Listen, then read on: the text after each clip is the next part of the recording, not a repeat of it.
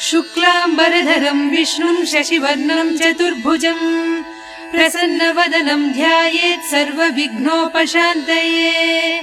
शुक्लाम्बरधरं विष्णुं शशिवर्णं चतुर्भुजं प्रसन्नवदनं ध्यायेत् सर्वविघ्नोपशान्तये।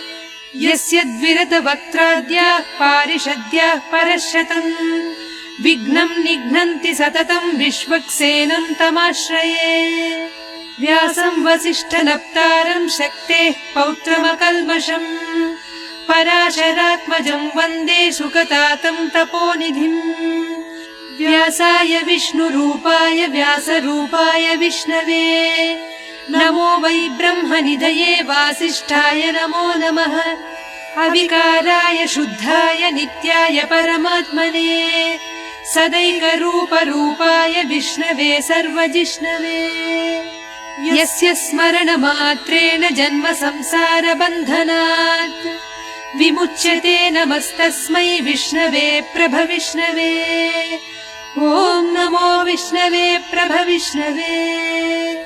श्रीवैशम्पायन उवाच श्रुत्वा धर्मानशेषेण पावनानि च सर्वशः युधिष्ठिरः शान्तनवं पुनरेवाभ्यभाषत। युधिष्ठिर उवाच किमेकं दैवतं लोके किं वाप्येकं परायणम् स्तुवन्तः कं कमर्चन्तः प्राप्नुयुर्मानवाः शुभम्। को धर्मः सर्वधर्माणां भवतः परमो मतः किं जपन्मुच्यते जन्तुर्जन्म संसारबन्धनात्। श्रीभीष्म उवाच जगत्प्रभुं देवदेवमनन्तं पुरुषोत्तमम् स्तुवन्नाम सहस्रेण पुरुषः सततोत्थितः तमेव चार्चयन् नित्यं भक्त्या पुरुषमव्ययम् ध्यायन् स्तुवन् नमस्यंश्च यजमानस्तमेव च।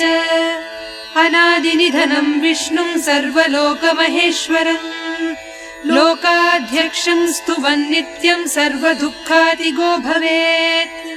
ब्रह्मण्यं सर्वधर्मज्ञं लोकानां कीर्तिवर्धनम् लोकनाथं महद्भूतं सर्वभूतभवोद्भवम्। एष मे सर्वधर्माणां धर्मोऽधिकतमो मतः यद्भक्त्या पुण्डरीकाक्षं स्तवैरर्चेन्नरः सदा।